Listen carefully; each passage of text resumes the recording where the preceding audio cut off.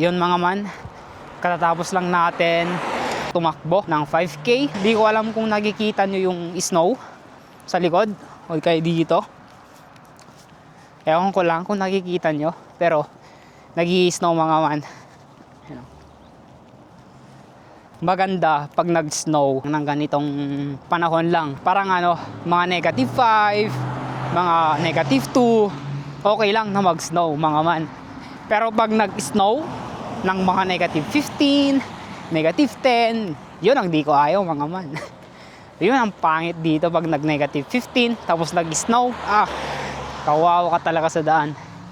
Pero pag ganito lang, na -5, na 0, mga ganun, okay lang. Kasi hindi na ako masyadong ganong malamig.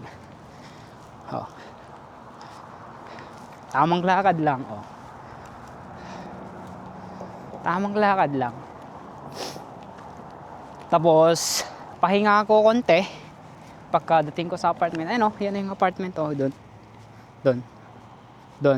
Diyan ako nakatira. Muna, mga pahinga ako. Mga 10-30 minutes pahinga ako. 10-30 minutes. Tapos, magti-trip store tayo mga man na tingin tayo ng mga gamit na pwedeng bilhin. Wala naman akong bibilhin na gamit. Kaso mga ganto, mga windbreaker na jacket para marami tayong gamitin na pag nag-jogging. Kung pansin nyo mga man, 3 lang o 4 lang yung yung ginagamit kong jacket pag nagja-jogging ako. Itong red tsaka yung black. Tsaka wala na. Yun lang. Tara, pahinga muna tayo tapos labas tayo mamaya. Tara mga tol. Trip store tayo. Tingin tayo ng mga windbreaker jackets kasi 2 lang yung ginagamit ko. Yung tong red tsaka yung black. Yun lang yung mga windbreaker jackets ko. Kaya tingin tayo kung may mga magagandang windbreaker doon. Tingin tayo sa trip store. Alam niyo dito mga man, pag nag-trip store ka dito, mas makakamura ka talaga. Ukay-ukay. Yung mga ukay-ukay dito, okay na din eh. Maganda din yung mga ukay-ukay dito. Maganda din sila kaso tignan mo lang ng maigi talaga. Yung mga ko dito, yung mga gamit kong mga kutsilyo, mga lutuan, mga ganon. Galing lahat yun sa trip store mga man. Ayaw kong bumili ng mga branded dito kasi masasayang lang din eh. Hindi naman sa masasayang kaso pag bibili ka ng mahal na gamit, mas okay sa trip store kaysa sa akin kasi nakakatipid ako dun eh. Diba? Tipid-tipid lang. Basta nakakaluto, nakakahiwa, basta nagagawa yung bagay yung purpose niya, okay na sa akin yun. Nag-i-snow pa din eh. Medyo flat pa yung bike ko. Lamig. Tsaka sa trip store mga man, maraming Pilipinong pumupunta doon. Yung last na punta ko sa sa trip store, tagal na last summer pa yun eh, last year. Tagal na. Kasi wala naman akong bibilihan sa trip store na importante. Tsaka ako mga man, paglalabas ako, kung ano yung bibilhin ko, yun lang talaga. Wala na. Kung hindi ko kailangan ng mga gamit, hindi ako bibili. Pero pag kailangan ko, doon na ako bibili. Hindi ka magsayang ng pera, di ba? Tara, dito na tayo. Malapit na. Papark ko lang tong bike. Kasing parkingan dito, banda eh. Mamaya, nakawin tong bike natin dito. At saka dito mga man, puso din dito yung mga nanakaw ng gamit ng mga bisikleta. Kwento nila sa akin eh. Maraming nagnanakaw ng mga bike dito kaso kaya nilock natin to. Tara, tingin tayo ng mga gamit sa loob. Magandang mga gamit. Let's tayo dito. Walang magandang gamit sa loob. May Reebok doon kaso sobrang laki sa akin. Sang dito. Doon naman tayo sa kabila, malapit sa Domino's. Bumalang natin doon saglit. Plat eh. Di ako makapag-video sa loob kasi madaming tao. Dito kasi banda, MCC tawag dito eh, sa trip store na pinuntahan ko. Sa MCC kasi pag Tuesday, maraming bagong gamit. Kaso marami din tao. Kaya din ako nakapag-video sa loob. Kakahiya eh. Makaputi pa naman to. Makasabihan tayo na na bastos o kaya di ba? Kaya wag na lang. Sa kabila na lang, total maaga pa naman. Alas 5 pa naman magko-close dun eh. Oras na 3:30 na, aga-aga pa. Isang oras pa akong titingin ng mga windbreaker pants ngayon. Nakakalimutan kong iset yung Strava ko. Tara, na-save na natin yung Strava natin. Ewan ko nakikita nyo. Strava save. First day of the month tayo ngayon mga tol, kaya hindi pwedeng makalimutan natin mag-exercise, di ba? Hindi pwede walang jogging, men, araw-araw yan eh. Ayan, tara.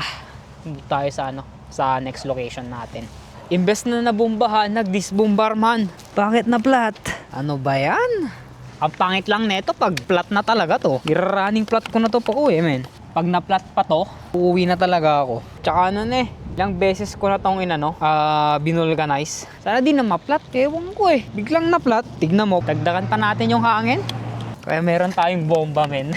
Para pag ganito, na-flatatan tayo sa daan, may gagamitin tayo. Emergency ba? Punta na tayo sa next location. Dito din ako nag-jogging kanina. Paikot ako. Apartment, tapos paikot ako dito. Mga gantong oras, alas 4, 3:30. Maraming sasakyan. To, tropa tawa nga to. Tropa! Tropa lang dito mga man. Sa totoo lang mga man, di ko kilala yung mga yun eh. Pag nakita kong parang mukhang Pilipino, ewan ko ako lang. Pag nasa ibang lugar ako, halata ko na agad eh. Kita ko na agad eh pag Pilipino hindi. Ramdam ko na, uy, Pilipino to. Parang ganon. Alam mo yun, yung pakiramdam na pag nakita mo yung isang tao na uy, Pilipino to, no doubt. Parang ganon. Tara, dito na tayo mga man. Tingin ulit tayo ng windbreaker jackets. Para may gamitin tayo mag-jogging ba. Sana walang masyadong tao para makapag-video ako saglit. Dami mga tao, mamaya na ako mag-video. Daming tao eh. Mukha naman. Yun o. Vlog ka. Oo Kado manong. Mesa. Pati siya kung mesa. May kita windbreaker jacket. Eto mga manong.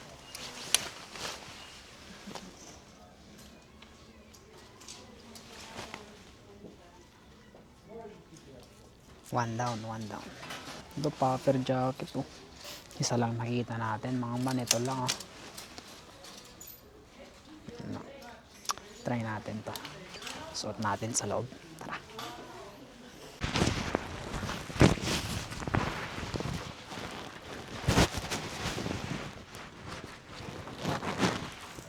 Ayos din no? Oh. Ayos din no? Tara, bayad na tayo. Daming mga tao sa thrift store ngayon Baka sabihin for sale tong bike natin eh. Tara, na to? Last location na natin to. Nakachamba ako na isang bag ito. Magkano lang yung bayad nito? Tingnan natin.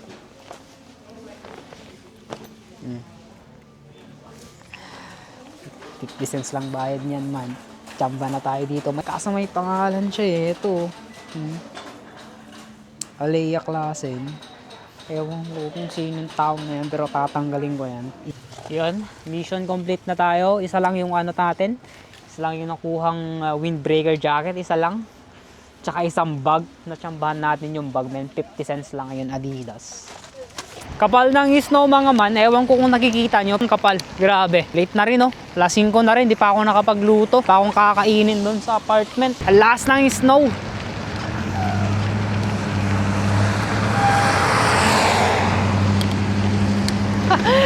Bro. Bro, just use the sidewalk man. Kita nyo yun mga man. Yung sasakyan niya, nilakay niya sa sidewalk. Marami rin kamote dito no. Grabe yung snow nakikita nyo. Yung mga snow sa damit ko. Nasa apartment na ako mga man. Pahinga saglit, tapos luto. Tara mga man, kain na tayo. Ito yung niluto natin. Potatoes with chicken breast with gravy. Ewan ko kung yan ba yung tawag, pero kain na tayo mga man. Hugas muna.